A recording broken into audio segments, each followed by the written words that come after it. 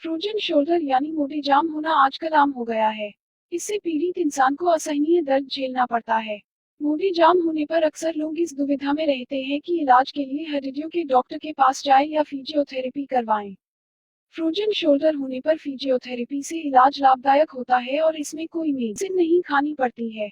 Frozen shoulder और इसके इलाज के बारे में TDTRDAV institute of physiotherapy and rehabilitation के प्रिंसिपल डॉक्टर हिमांशु शेखर और डॉक्टर अनुराग ने डिटेल में बताया कि फ्रोजन शोल्डर, जो फ्रोजन जो वर्ड है वो ग्रीक वर्ड से डिराइव हुआ है, फैगो। उसका मतलब है कि शोल्डर जाम हो जाए। जब हमारे पास पेशेंट आता है तो वो सबसे पहले यही कंप्लेन करता है कि मेरा शोल्डर में पेन है और मेरा शोल्डर मूवमेंट नहीं कर पा रहा है। लेकिन सबसे पहले डिफरेंशिएट करना जरूरी है कि शोल्डर पेन हो किस वजह से रहा है, क्योंकि हो सकता है हर शोल्डर पेन फ्रोजन शोल्डर नहीं है, लेकिन फ्रोजन शोल्डर में जो है वो पेन फर्स्ट सिम्टम होता है।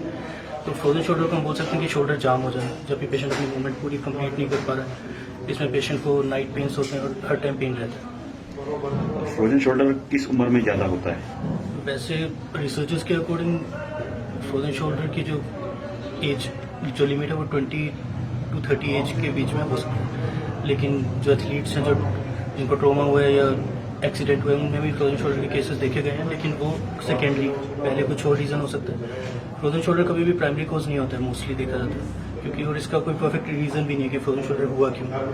तो बेसिकली हम अगर कॉजेज की बात करें तो दो कैटेगरीज में इसको डिवाइड कर सकते हैं। First primary and second is secondary. Primary में जो सीधा शोल्डर पे इफेक्ट करता है। अब जैसे देख सकते हैं ये पेशेंट है, इन पेशेंट पे जब भी हमें पता चला है तो फर्स्ट डायग्नोज बना उनका टेंडिनाइटिस बना। हमारे जो मसल्स जॉइंट पे जाके जो लगते हैं वो एक परफेक्ट एरिया होता है जहाँ पे उसे बोलते हैं टेंडन।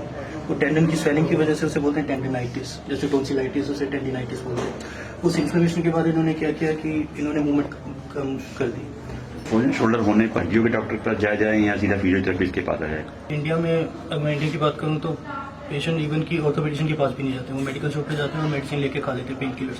बल्कि ऐसा नहीं होना चाहिए, उन्हें इमीडिएटली फिजियो के पास जाना चाहिए, क्योंकि इसके जो ट्रीटमेंट होते हैं वो स्टेज वाइज होते हैं। स्टेज फिजियो को पता होता है इसके बारे में, कौन सी स्टेज चल रही है पेशेंट। इंडियन सिनेरियो के हिसाब से पेशेंट्स को क्या होता है, पेशेंट्स को पहले मोढे में दर्द होता है। तो आज के टाइम में जो भी कोई भी दर्द होता है तो पेशेंट क्या करता है, थोड़ा दर्द को 2-3 दिन तो इग्नोर करता है, बर्दाश्त करने की कोशिश करता है, इग्नोर कर देता है। तो ज्यादा होता है तो फिर जाता है मेडिसिन शॉप से मेडिसिन लेने के लिए, फिर भी नहीं ठीक होता फिर डॉक्टर को कंसल्ट करता है। एंड फिजियोथेरेपी के पास जब आता है वो पूरा लेट स्टेज में आता है, तब तक मोढा पूरा जाम हो चुका होता है। मतलब इस बेसिकली मैक्सिमम पेशेंट्स तो सेकेंडरी कॉज की वजह से आते हैं कि ऑलरेडी शोल्डर के पेन, चाहे बोले आदत की वजह से, सोने की वजह से, या कहीं गिर गए चोट लगने से, या प्लेयर्स को जैसे चोट लगा तो दर्द हुआ, बट उसी टाइम में वो इलाज ना करा के वो पेन किलर खाते रहे, वो खाते रहे, नहीं ठीक हुआ। देन फिजियोथेरेपी के पास कब आते हैं, जब उनकी मोढा ऊपर उठना बंद हो जाता है। जो मोढा उठना बंद हो जाता है, चलता नहीं है, कंघी नहीं कर पाते, साट नहीं पहन पाते, तब आते हैं कि ये फिजियोथेरेपी करा लेते हैं कि मोढा फ्री हो जाएगी, देन फ्रोजन शोल्डर की इलाज करने के लिए आते हैं। तो ये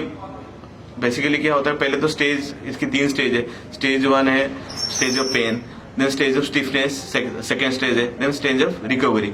तो स्टेज ऑफ पेन के अगर टाइम में अगर पेशेंट ने सही इलाज करा ली, फिजियोथेरेपी पहले से कर ले, तो जल्दी रिकवरी हो जाता है। जब उनकी स्टिफनेस वगैरह शुरू हो जाती है, मोढा बिल्कुल जाम हो जाता है, ऊपर उठता नहीं, पीठ पीछे नहीं जाती, हाथ ऊपर नहीं उठता, कंघी नहीं कर पाते, साट पहनना मुश्किल हो जाता है, तब पेशेंट्स को दिक्कत होती है, तब पेशेंट आते हैं फिजियोथेरेपी करने के लिए। तो वो देखिए वो कितने ज्यादा लेट हो जाते हैं। तो इनकी पेशेंट जितनी जल्दी इलाज इनकी शुरू होगी फिजियोथेरेपी, उतनी उनके बेहतर होगा। डॉक्टर, अगर किसी शुगर पेशेंट को फ्रोजन शोल्डर है तो उसके इलाज में क्या दिक्कत आती है?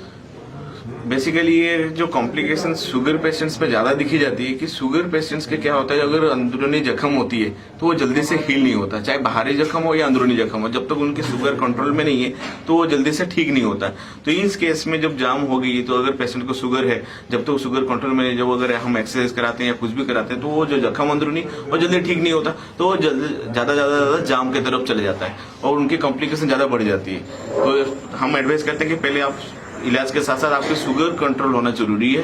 तो शुगर कंट्रोल करने के लिए चाहे आप डाइटरी कंट्रोल करो या मेडिसिन के साथ कंट्रोल करो, देन फिजियोथेरेपी की एक्सरसाइजेस एंड फिजियोथेरेपी की जितनी बाकी सारे एक्सरसाइज आगे डॉक्टर साहब बताएंगे, तो वो फिर बेटर जल्दी से रिकवरी हो जाती है। सर, ये होता है कि लोग पेन किलर खा लेते हैं, छोटा सा दर्द हो या कुछ भी हो तो पेन किलर खा लेते हैं, तो फ्रोजन शोल्डर होने पर क्या पेन किलर लेना चाहिए या नहीं?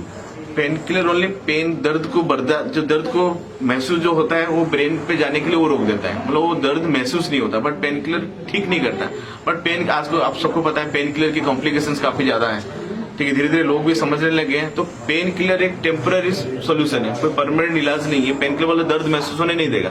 तो कितने दिन तक एक मरीज पेन किलर खाएगा, और पेन किलर खाने के बाद से स्टोमक अपसेट होना, बाकी कॉम्प्लिकेशंस भी आ जाती है। तो इट्स बेटर कि रेदर देन पेन किलर ना खा के फिजियोथेरेपी करने से दर्द भी कम हो जाएगी, और साथ साथ में जो जाम हुआ वो जाम भी खुलने लग जाएगी। फिजियोथेरेपी में फ्रोजन शोल्डर का इलाज कैसे किया जाता है? तो फ्रोजन शोल्डर उसके 3 स्टेजेस होते हैं। फर्स्ट स्टेज में पेशेंट को पेन फील होता है, और सेकंड स्टेज में पेशेंट का शोल्डर जो पूरी तरह फ्रीज हो जाता है, जो जाम हो जाता है। थर्ड स्टेज में शोल्डर खुलना शुरू होता है, जिसे हम थॉइंग स्टेज बोलते हैं। तो फर्स्ट स्टेज में अगर आपके पास पेशेंट आ रहा है टेरिस पेन, उसके अंदर पेशेंट को सबसे पहले हम एक्सरसाइज एडवाइस करते हैं। और एक्सरसाइज ये नहीं कि पेशेंट खुद कर रहा है, उसे ऊपर उसमें एक्सरसाइज एडवाइस भी रहेगी। फर्स्ट स्टेज में पेशेंट उल्टा लेट सकता है, और ये पेंडुलर एक्सरसाइज हम एडवाइस करते हैं पेशेंट। और इलेक्ट्रोथेरेपी है, अल्ट्रासाउंड, टेंस, अपना होल्ड पैक, ये सब देकर हम पेशेंट का पेन कम कर सकते हैं। क्योंकि फर्स्ट स्टेज में जो मेन सिम्टम होता है वो पेन ही होता है, पेशेंट को रात को बहुत पेन होता है। और जब सेकंड स्टेज की तरफ पेशेंट जाता है, जब उसका शोल्डर जो है बिल्कुल फ्रीज हो जाता है, उसमें हमारे पास एक्सरसाइजेस थेरेपी है, like Maitland mobilisation, dragon mobilisation, और आजकल नई टेक्निक्स में है, स्पेशल टेक्निक्स में हम शोल्डर को डिस्ट्रैक्ट करके उसकी खुद ग्लाइड करवाते हैं, क्योंकि शोल्डर इतना कैपेबल नहीं होता कि वो खुद मूवमेंट करे। तो उससे पेशेंट का जो शोल्डर है वो खुलना स्टार्ट होता है। और थर्ड स्टेज जो कि थॉइंग स्टेज है, रिकवरी स्टेज है, तो पेशेंट अपने आप रिकवर करना स्टार्ट करता है। तो ये पीरियड जो होता है वो 12 to 18 मंथ, 1.5 साल का पीरियड होता है, जिसमें पेशेंट खुद रिकवर कर लेता है। फिजियोथेरेपिस्ट का ट्रीटमेंट लेने के बाद एक्सरसाइज की जाती है, पहले भी एक्सरसाइज कर सकते हैं? एक्सरसाइज हमेशा पेशेंट से बोलते हैं, जो भी ऐसे अपनी इन्फॉर्मेशन लेने के लिए आते हैं कि हमें क्या करना चाहिए फ्रोजन शोल्डर से बचने के लिए। तो मैं we always recommend the exercise they do in school. जो पीटी एक्सरसाइज वो करते हैं, ये एबडक्शन, फ्लेक्शन, ये सब उनको करते रहना चाहिए, जिससे कि फ्रोजन शोल्डर का रिस्क कम रहता है। लेकिन एक बार फ्रोजन शोल्डर हो गया, उनका ट्रीटमेंट खत्म हो चुका है, सपोज 1-2-3 महीने का जो ट्रीटमेंट होता है, उसके बाद उन्हें एक्सरसाइज कंटिन्यू रखनी चाहिए। जो हम बताते हैं ये फिजियोलॉजिकल मूवमेंट्स, फ्लेक्शन, रिडक्शन, सारी रेंजेस जो भी वो कंप्लीट रखनी चाहिए। उसके साथ साथ डंबल एक्सरसाइज कर सकते हैं, ताकि मसल स्ट्रॉन्ग रहे, उससे फिर फ्रोजन शोल्डर का दोबारा होने का चांस कम हो जाता है। जैसे हमारे पास ये पेशेंट आए, इनकी अब आप देख सकते हैं कि हमारी ये रेंज है, सपोज शोल्डर को ऊपर ले जाने वाली। तो जब फर्स्ट डे पेशेंट आए थे, इनका जो शोल्डर की जो रेंज थी वो यहाँ तक स्टिफ थी, स्टिफ स्टेज में आए थे। उसके बाद जब हमने एक्सरसाइज स्टार्ट की, सपोज मैं आपको डेमो दिखा देता हूँ, इसको मोबिलाइजेशन एक्सरसाइज बोलते हैं। सबसे पहले हम एक्चुअली हॉट पैक देते हैं, गर्म सेक, जिससे कि मसल थोड़ी लूज हो जाए और मसल की जो टाइटनेस है वो थोड़ी कम हो जाए, और जॉइंट थोड़ा रिलैक्स हो जाए। उसके बाद हमारा जो एक्सरसाइज का प्रोटोकॉल रहता है, हम डिस्ट्रैक्शन करते हैं और ग्लाइड्स देते हैं। और ये ग्लाइड्स भी स्टेजेस वाइज होती है। फर्स्ट स्टेज में अगर पेशेंट आ रहा है, तो सपोज अगर मैं आपको बताना चाहूँ, इस पिलो पे हमारे जो मोबिलाइजेशन होती है वो 5 ग्रेड्स में होती है। सपोज इतना अगर हम उसको लेके जा रहे हैं एम्पलीट्यूड में, तो इट इज़ ग्रेड 1, ग्रेड 2 जब थोड़ा और प्रेस करो, ग्रेड 3 जब उससे ज़्यादा प्रेस करो, ग्रेड 4 जिसमें स्टिफनेस स्टेज होती है, और ग्रेड 5 जिसमें हम सडन जर्क देते हैं। तो फर्स्ट स्टेज में हमें सिर्फ पेशेंट को हल्की सी ग्लाइड देनी है, और एम्पलीट्यूड जो है वो बिल्कुल स्लो रखना है। सपोज दिस इज ग्रेड 1, और ये पेन के लिए होता है। जब पेशेंट सेकंड स्टेज में आपके पास आ रहा है, तो हम इसी रेंज को बढ़ा देते हैं, और अलग अलग इसकी ग्रेड्स होती है। सपोज अगर हम इस मूवमेंट के लिए एक्सरसाइज करवा रहे हैं, तो हमारा जो प्लेन रहता है वो ये रहता है, एंटीरो पोस्टीरियर, ऊपर से नीचे तक। और जब हमें इस रेंज पे काम करना है, तो हमें इन्फीरियर ग्लाइड देनी है, डिस्ट्रैक्ट करके इन्फीरियर ग्लाइड देनी है। उसके साथ ही हमें एक्सटर्नल रोटेशन, इंटरनल रोटेशन पे भी वर्क करना पड़ता है, प्लस इनकी स्टैंडिंग एक्सरसाइजेस पे भी। देखना है कि ये फ्रोजन शोल्डर पे कैसे, तो आप हाथ खुद ऊपर उठाइए, यहाँ तक हाथ ऊपर उठ रहे, पूरा ऊपर जाता नहीं है। तो इसमें से क्या है कि कंघी करना, ये करना में मुश्किल आ जाती है, हाथ और ऊपर उठ जाता नहीं है, जाम हो चुकी है। जब ये हाथ ऊपर उठाता है तो ये कंधा भी ऊपर उठने लग जाती है। देन पीठ पीछे की तरफ करेंगे तो पीछे की तरफ भी इतनी जाती नहीं है, ठीक है। तो ये सारे जो मोटाई है पूरा जाम हो जाती है। तो इस जाम को खोलने के लिए जो डॉक्टर साहब बताएं कि ग्लाइड्स, मोबिलाइजेशन, काफी सारे एक्सरसाइजेस हैं। यहाँ पे पुली एक्सरसाइजेस है, हाथ को ऐसे पुली, शोल्डर व्हील है तो व्हील एक्सरसाइजेस है। देन हम पेशेंट को घर पे बोलते हैं कि टॉवेल एक्सरसाइजेस, एंड वॉल पे हाथ को ऊपर उठाने के लिए। फिजियोथेरेपी में यहाँ पे तो हमारी 1 घंटे की एक्सरसाइज हो गई है, हमने करा, एंड सारे इक्विपमेंट्स लगे पेन कम करने के लिए। पर बाकी जो 24 घंटे में से पेशेंट्स को 10 घंटे जो बचता है, तो उसमें से पेशेंट्स को भी डे बाई डे अगर वो घर पे भी एक्सरसाइज कर रहे हैं, तो देन क्या कि जल्दी से रिकवरी हो जाती है। हाथ उठाना, ये करना, सब सारे एक्सरसाइज हम घर पे बताते हैं कि क्या क्या एक्सरसाइज करनी है। तो वो अगर वो करते हैं तो जल्दी से पेशेंट्स की रिकवरी हो जाता है। और एक चीज बताऊंगा, ये चीजें दोबारा ना हो, कि रीअकरेंस को भी रोकना हमारी काम है, कि दोबारा ना हो कि हाँ हमने तो जाम खोल दी सब कुछ करके, दोबारा ना हो। तो दोबारा ना होने के लिए पेशेंट्स को घर पे जैसे नॉर्मली योगा एक्सरसाइज डॉक्टर साहब ने बताया, पीटी एक्सरसाइज, तो सारे मोटे की एक्सरसाइज, ऊपर करना है, नीचे करना है, ये सारे एक्सरसाइज फ्रीक्वेंट में या इधर सुबह एंड शाम आप रूटीन बेसिस पे वो सारे एक्सरसाइज ऊपर नीचे सारे करना। तो जितने हम जॉइंट्स की मूवमेंट करेंगे तो उतने जॉइंट्स फ्री रहेगा, लेकिन दोबारा होने की चांसेस नहीं रहेगी। फ्रोजन शोल्डर किस मौसम में ज्यादा होता है और उसमें किस तरह बचा जा सकता है? ऐसे फ्रोजन शोल्डर होने के लिए कोई मौसम वगैरह या सीजनल नहीं होता है, बट इसकी इम्पैक्ट जो है इसकी ये सर्दी में ज्यादा मुश्किल होती है, क्योंकि सर्दी में दर्द एंड जो स्टिफनेस है, जो जाम है वो ज्यादा बढ़ जाती है। एंड सर्दी में जितनी ज्यादा ठंड बढ़ती है उतनी ज्यादा दर्द वगैरह उतनी ज्यादा स्टिफनेस हो जाती है। नॉर्मली हमारी बॉडी में सर्दी के मौसम में थोड़ा कुछ अकड़ापन या स्टिफनेस आ जाती है, तो जो जिनकी ऑलरेडी फ्रोजन शोल्डर है तो उनमें ये स्टिफनेस बहुत ज्यादा हो जाती है। एंड रात को इसकी जो मेन सिम्टम्स है, रात को नाइट पेन होना, रात को वो सबसे ज्यादा दर्द होती है। जब जैसे जैसे बॉडी ठंडा होता है या मौसम ठंडा हो रहते हैं तो रात को दर्द चढ़ती है, एंड रात को इतनी दर्द होती है कि पेशेंट्स की नींद भी डिस्टर्ब रहता है। तो खास करके जैसे जैसे गर्मी के मौसम आएगी या टेम्परेचर बढ़ेगा तो ये थोड़ा सा इसकी पेन या दर्द होना थोड़ा सा कम हो जाती है। तो खास करके पेशेंट को हम जानकारी देते हैं कि सर्दी के टाइम में बचा के रखना है, सर्दी के टाइम में ये मोटे वगैरह कवर करके रखे, थोड़ा गर्म कपड़े रहे, कवर रहे, तो रात को जो दर्द छेड़ती है वो दर्द वो उठे ना। जैसे ये अल्ट्रासोनिक थेरेपी है, ये अल्ट्रासोनिक थेरेपी जहाँ पे टेंडरनेस ज्यादा है या सॉफ्ट टिश्यू टाइट स्ट्रक्चर या टेंडर पॉइंट है, तो उसी पॉइंट के ऊपर हम ये अल्ट्रासोनिक मसाज देते हैं। इस मसाज देने की वजह से क्या है कि जो टेंडर पॉइंट है या जो माइक्रोट्रोमा हुआ है, माइक्रोट्रोमा हील जल्दी से हो जाता है, क्योंकि ये थोड़ा सा सर्कुलेशन को बढ़ा देता है। तो फ्रेश ब्लड सप्लाई जब आती है तो वो क्या करता है, धीरे धीरे वो वहाँ पे अंदरूनी जख्म जो है वो हील होने शुरू हो जाती है। एंड इसकी वजह से भी दर्द भी एंड टेंडरनेस में भी फर्क पड़ता है, कम हो जाती है, एंड पेशेंट्स को थोड़ा सा फ्री मूवमेंट करने में थोड़ा आसानी हो जाती है, जल्दी से मूवमेंट शुरू हो जाती है उसकी मूवमेंट करना। जैसे कि आप देख सकते हैं ये हॉट पैक है। सबसे पहले हमने अल्ट्रासाउंड दिया, उसके बाद हॉट पैक ये गर्म पानी में हम रखते हैं स्टोर करके, जिससे इसकी हीटिंग कैपेसिटी बढ़ जाती है। और इसे जब पेशेंट पे हम लगाते हैं तो पेशेंट के जो शोल्डर जॉइंट के जो मसल्स है वो रिलैक्स हो जाते हैं, जिससे फिर हमें एक्सरसाइज कराने में ईजी फील होता है। और हॉट पैक के बाद हमारा नेक्स्ट स्टेप है वो एक्सरसाइज है। और एक्सरसाइज में जैसे किसी की फ्लेक्शन मूवमेंट रिस्ट्रिक्टेड है तो उसके लिए हम ये गाइड देते हैं। पहले शोल्डर को हम डिस्ट्रैक्ट करते हैं और एंटीरियर टू पोस्टीरियर गाइड्स होती हैं इस टाइप से। और अगर जब हम काम कर रहे हैं अबडक्शन के लिए, जब पेशेंट बाहर की मूवमेंट नहीं कर पा रहा है उसके लिए हम इंफीरियर ग्लाइड देते हैं। और ये ग्लाइड्स भी डिपेंड करता है पेशेंट कौन सी स्टेज पे, स्टेज 1 पे, स्टेज 2 या स्टेज 3 पे। और जब हम एक्सटर्नल रोटेशन इंटरनल रोटेशन पे काम कर रहे हैं पेशेंट की स्ट्रेंथनिंग करवा सकते हैं। पेशेंट को हम बोल सकते हैं एक्सरसाइज करने के लिए सर आप जोर लगाइए इस साइड, और हम पेशेंट को रोक सकते हैं एक्सरसाइज करने से। अपना रेजिस्टेंस लगाना और पेशेंट एक्सरसाइज करेगा। इससे क्या होगा, पेशेंट के जो रोटेटर्स है वो भी स्टैंडर्ड होंगे और रेंज में भी इम्प्रूवमेंट आएगा। जो हमारा फाइनल स्टेप जो ट्रीटमेंट का है वो है टेंस।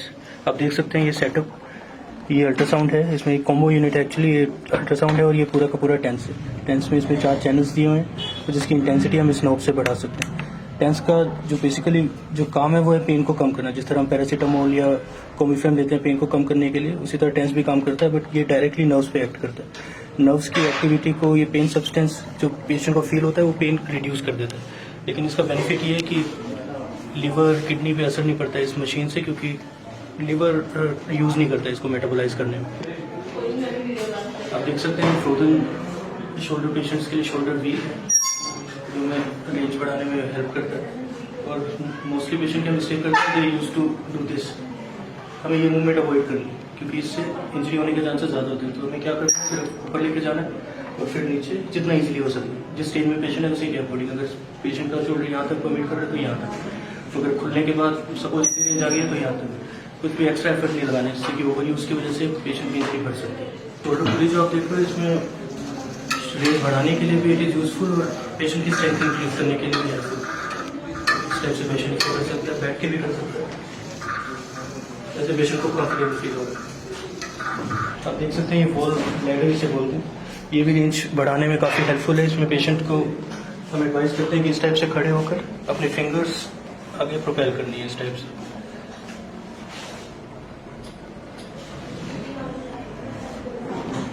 पेशेंट को एक सपोर्ट मिल जाती है पूरी रेंज कंप्लीट करने के लिए। एक बार आगे वाली रेंज कंप्लीट होगी उसके बाद हम पेशेंट को बोलते हैं कैसे खड़े होंगे और इस टाइप से अबडक्शन पे भी वर्क कर सकते हैं।